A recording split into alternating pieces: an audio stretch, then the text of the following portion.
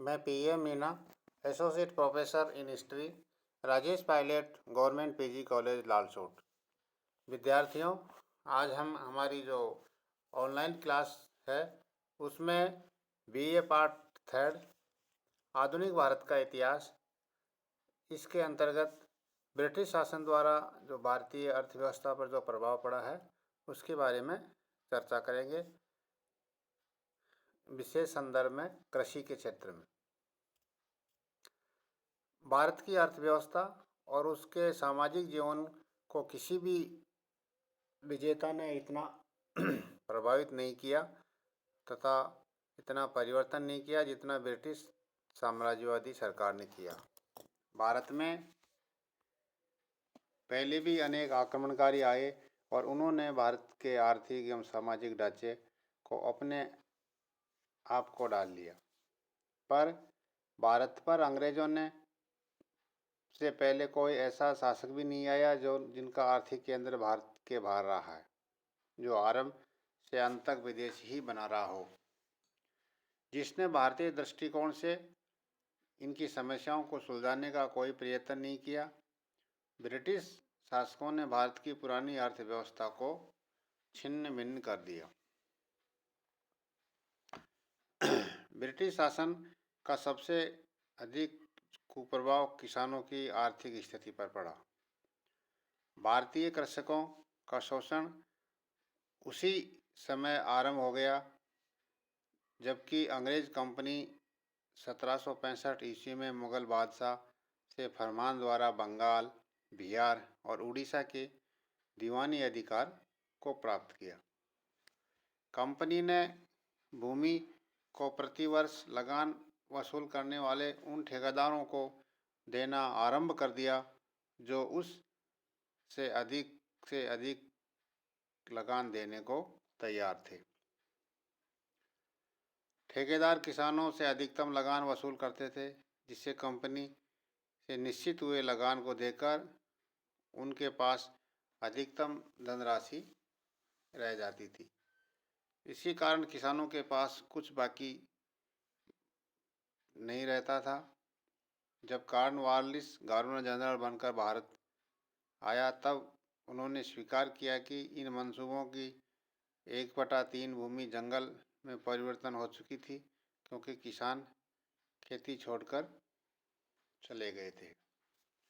पंडित नेहरू के शब्दों में, भारत विश्व बाजार का अंग नहीं बन पाया, पर अंग्रेजी ढांचे का एक औपनिवेशिक एवं सांस्कृतिक उपांग बन गया। अंग्रेजों द्वारा जो कृषि के क्षेत्र में व्यवस्था लागू की थी उसमें पहली थी जमींदारी प्रथा या भू राजस्व का स्थायी बंदोबस्त। सरकार का भरपूर कोशिश के बावजूद भू राजस्व से सरकार की आय निश्चित न हो सकी, इसलिए सोचा कि भूमि का स्थायी बंदोबस्त करना चाहिए और काफ़ी वाद विवाद के बाद 1793 ईस्वी में कॉर्नवालिस ने स्थायी बंदोबस्त की घोषणा की। इस बंदोबस्त के द्वारा जमींदारों को उसकी भूमि का स्वामी मानकर उसे उस भूमि के समस्त अधिकार दे दिए। जमींदारों को पूरा लगान का 10/11 भाग सरकार को देना पड़ता था, लगभग 90%, और निश्चित तिथि पर राजस्व न देने पर उनकी भूमि नीलामी कर दी जाती थी। सरकार का राजस्व निर्धारण हो गया और जमींदार अगर उपज को बढ़ाकर या किसानों को दबाकर अधिक वसूल कर पाते हैं तो उसका लाभ उन्हीं को होता है। स्थायी बंदोबस्त बंगाल, बिहार, उड़ीसा में लागू किया। आगे चलकर मद्रास के उत्तरी जिले तथा बनारस में लागू किया। इस व्यवस्था के अंतर्गत राजस्व की आय इतनी ऊंची थी कि जमींदारों और काश्तकारों के लिए बहुत ही कष्टकर और सरकार के लिए ये विशेषकर लाभदायक सिद्ध हुई। बहुत से पुराने जमींदार काश्तकारों पर रहम दिखाते थे और इस प्रकार लगान अधिक वसूल करने में असमर्थ रहने के कारण उनकी भूमि नीलाम कर दी जाती थी। इस भूमि को खरीदने वाले वहाँ के बनिए व्यापारी, जिनका काश्तकार से कोई संबंध नहीं था, और ये अधिक से अधिक लगान वसूल करने में भी नहीं चूकते थे। इस तरह बंगाल की भूव्यवस्था की एक प्रमुख विशेषता थी सामंतवाद और कृषि दासता। नए जमींदारों में से अधिकांश ऐसे थे जो स्वयं लगान नहीं वसूलते, बल्कि उनके जो प्रतिनिधि होते थे वो लगान वसूल करते थे। इसीलिए कुछ समय पश्चात भूस्वामी और खेतियारों के बीच लगान उगाने वाले दलालों और बिचौलियों की एक श्रृंखला सी बन गई। बंदोबस्त के 22 वर्ष बाद यह स्पष्ट हुआ कि बंगाल की आधी संपत्ति विक्की के द्वारा हस्तांतरित हो चुकी थी। भूमि का अधिकांश भाग कलकत्ता के व्यापारी और धनिक वर्ग के हाथों में चला गया था। सरकार को इस बंदोबस्त से यह लाभ हुआ कि उसकी आय निश्चित हो गई। नए जमींदार वर्ग सरकार के वफादार बन गए, लेकिन यह बंदोबस्त कृषकों के लिए बहुत ही हानिकारक सिद्ध हुआ। काश्तकारों का जमीन पर रहने का अधिकार छिन गया।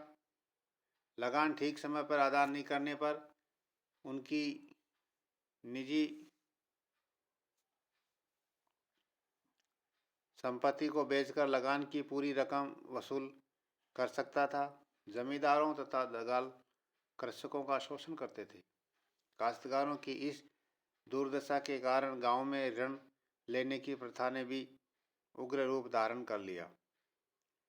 इस नई शासन पद्धति में लगान या भू राजस्व का बोझ इतना अधिक बढ़ गया कि किसानों को उस चुकाने के लिए नियमित रूप से ऋण लेना पड़ता था। इस प्रकार ब्रिटिश शासन में उत्पन्न हुई ये जमींदारी व्यवस्था कृषकों के निर्मम शोषण का दोहरा साधन बन गई, एक और लगान के रूप में और दूसरी ओर ऋण के ऊपर दिया जाने वाले ब्याज के रूप में। इस प्रकार स्थायी बंदोबस्त उत्पीड़न और शोषण का साधन बन गई। इस व्यवस्था के ऊपरी स्तर पर सामंतवाद और निम्न स्तर पर दास प्रवृत्ति को प्रोत्साहन मिला। इस व्यवस्था से आर्थिक हानि होने लगी। अधिकतर जमींदारों ने भूमि सुधार की ओर कोई ध्यान नहीं दिया। उनका लक्ष्य केवल अधिक से अधिक लगान वसूल करने पर केंद्रित था। कृषकों की दशा सुधारने की बजाय बिगड़ती गई। वे भूमि के स्वामित्व से सदा के लिए वंचित हो गए। उन्हें पूर्ण रूप से जमींदारों पर आश्रित कर दिया, जबकि जमींदार अपनी जमींदारी में न रहकर बड़े बड़े नगरों में रहने लगे, अपना ऐशो आराम से जीवन व्यतीत करने लगे। इस प्रकार जागीरदारी प्रथा सामाजिक और आर्थिक शोषण का प्रतीक बन गई। तो इस तरह से हम ये कह सकते हैं कि जो कॉर्नवालिस के द्वारा 1793 में जो स्थायी बंदोबस्त लाया था, वह व्यवस्था उनके लिए थी। यानी सरकार अपना फायदा उसमें निहित था और ज़्यादा से ज़्यादा लगान वसूल करके और वो अपनी आय बढ़ा रहे थे, जबकि दूसरी तरफ किसानों का भयंकर शोषण हो रहा था। और इसके चलते जो ये क्षेत्र थी उनमें किसानों की स्थिति अत्यंत दयनीय हो गई और ये व्यवस्था किसानों के लिए बहुत ही हानिकारक सिद्ध हुई। दूसरी जो बंदोबस्त है वो था रैयतवाड़ी। ये बंदोबस्त 19वीं शताब्दी में आरंभ में मद्रास और बम्बई प्रांतों के कुछ क्षेत्र में लागू किया। यह बंदोबस्त सीधा काश्तकारों या रैयतों से किया गया। रैयत को भूमि का स्वामी मान लिया गया और भूमि से संबंधित सभी अधिकार उसे दे दिए गए। किसको? जो रेतवाड़ी प्रथा थी, जो मद्रास और बम्बई में लागू की गई थी। 1820 तक रेतवाड़ी प्रथा बंगाल, मुंबई के कुछ हिस्सों से आगे बरार तथा वर्मा, आसाम तथा कुर्ग के कुछ हिस्सों में लागू किया गया। इसके अंतर्गत कुल ब्रिटिश भूमि का 51% हिस्से में शामिल किया गया। इस व्यवस्था के अनुसार लगान जमा करने का अधिकार काश्तकारों को दिया गया, जो भूमि का मालिक बनाए गए।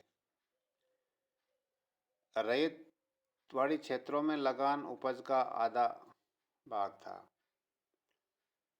इस बंदोबस्त से भी प्रभाव रैयतों पर हानिकारक ही सिद्ध हुआ, क्योंकि जो राजस्व की दर थी बहुत ऊंची होने के कारण राजस्व देने के बाद किसानों के पास इतनी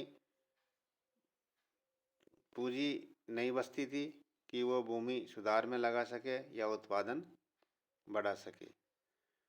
राजस्व विभाग के कर्मचारियों की सख्ती के कारण किसानों को सूखे और अकाल के समय भी लगान देना पड़ता था। इसका परिणाम ये हुआ कि काश्तकारों के लिए साहूकारों से ऋण लेना का एक आश्रय बन गया, मतलब मजबूरी हो गई उनकी कि वो ऋण लेकर ही अपनी भूमि को गिरवी रखकर और लगान चुकाते थे।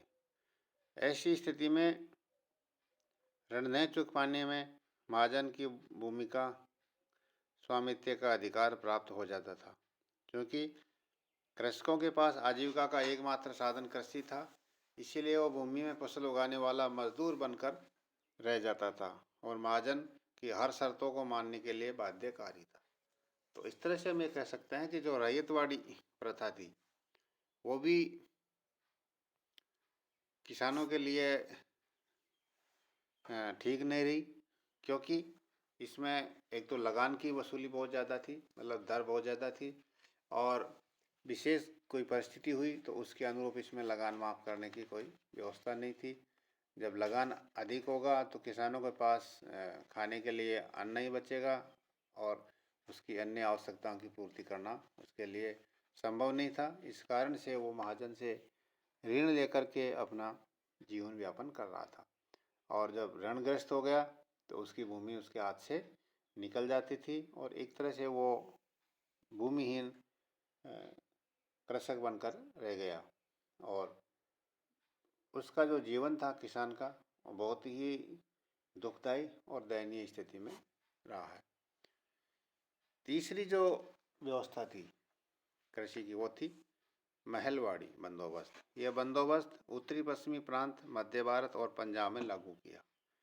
इस पद्धति के अनुसार भूमि कर की एक इकाई ग्राम या महल स्टेट को माना गया।